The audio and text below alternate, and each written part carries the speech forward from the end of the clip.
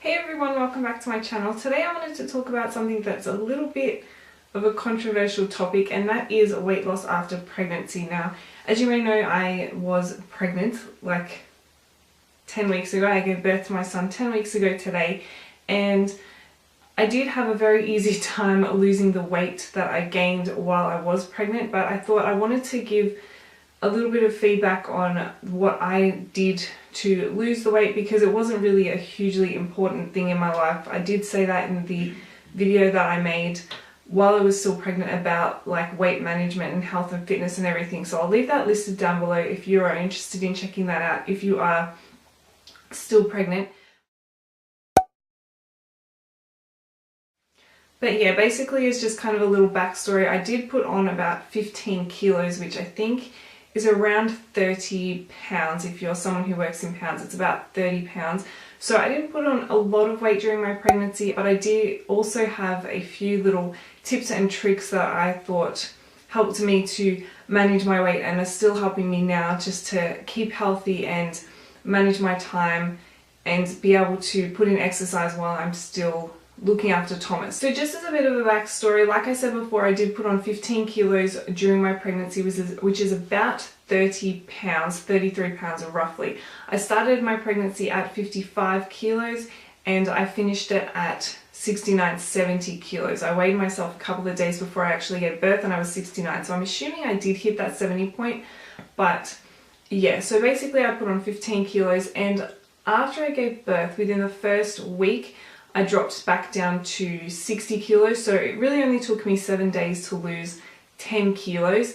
And then the next week after that, I was back to 57, and I stayed at that 57 kilo mark for about 3 to 4 weeks. I didn't lose that, and it didn't really bother me because I didn't feel like I was overly heavy. I think the extra 2 kilos was just my uterus hadn't completely shrunk back down yet, and my boobs were huge basically because I am breastfeeding, so they were massive in those first couple of weeks. So that's why I stayed at about 57 kilos. At the 6-week point, I was 55 kilos. So I had gone back to my previous birth weight in just 6 weeks. Now, what did I do to lose all that weight? Pretty much nothing. The first 3 weeks that Thomas was around for, my mom was actually staying with us, so I was doing absolutely no housework because she was amazing and was doing all of it. I wasn't really cooking anything. I was basically just sitting down enjoying the time with my son. So I wasn't doing any exercise, I wasn't even doing housework and getting my blood pumping that way.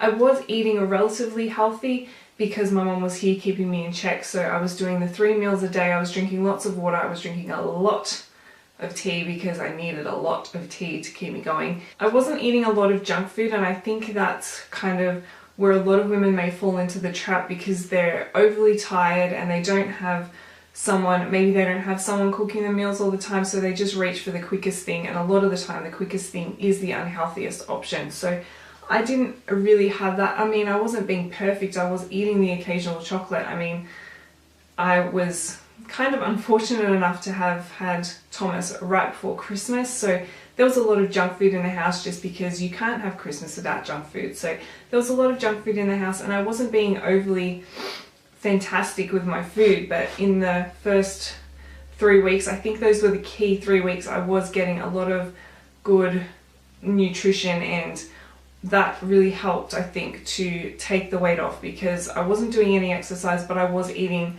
relatively good foods. So basically that's probably my first tip. If you don't have someone that's going to be staying with you or coming over every day and helping you out, doing the housework and cooking your meals and things like that, honestly, I think everybody needs that. That is just, as much as you probably don't want to admit that you need help, trust me, you need help. And if you have someone that you're very, very close to that understands exactly what you need and exactly what your likes are and everything like that, and won't kind of push and get in your way, then definitely take up that opportunity, because the most important thing is you spending time with your baby, so you don't want to have to be worrying about housework and everything like that. So if you've got that, take advantage of it. Make sure they're giving you good food and they're not taking you on Macca's runs every 5 minutes basically. Like I said, I wasn't doing any exercise, but around the 6-week mark I really felt like I didn't feel like I was heavy or anything, because I wasn't. I was back to my pre-birth weight and I was perfectly happy with how I looked.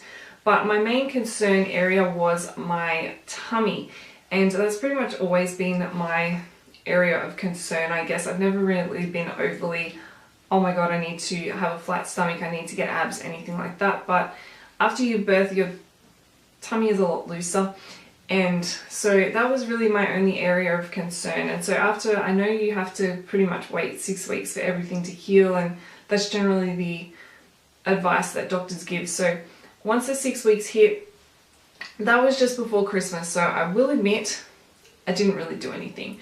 The 6 weeks was a couple of days before Christmas, so I left it, and then I thought, you know what, it's New Year in a couple of days.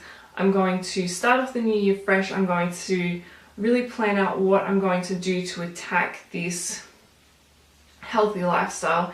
And I took a few days to plan out what I wanted to do. So once the new year hit, I thought, yep, I'm going to stick to this routine.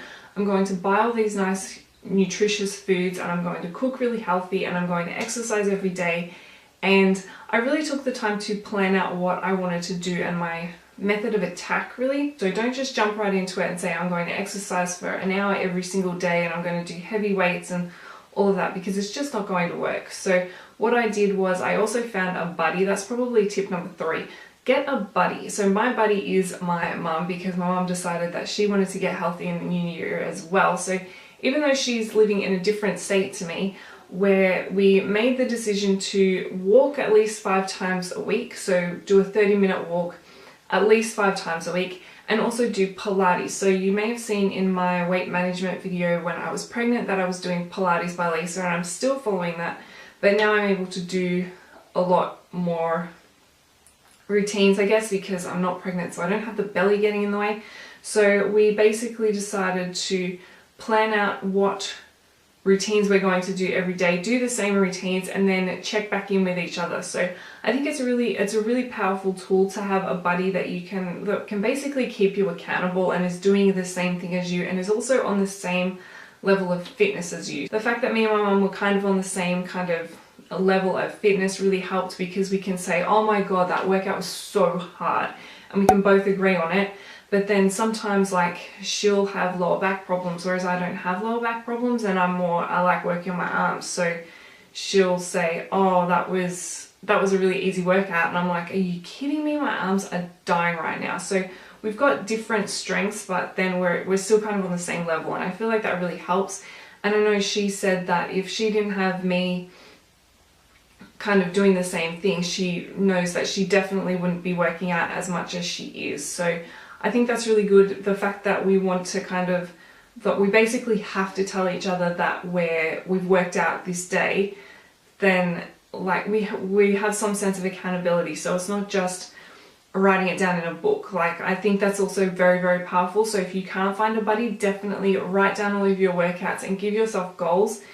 But if you can find a buddy, I think that's going to be so much more beneficial for you. So that's kind of what I've been doing recently, as I've been going on a 30-minute walk every single day. Andrew has been going with me as well, so we've been taking Thomas, getting some fresh air, just seeing our local kind of community, I guess.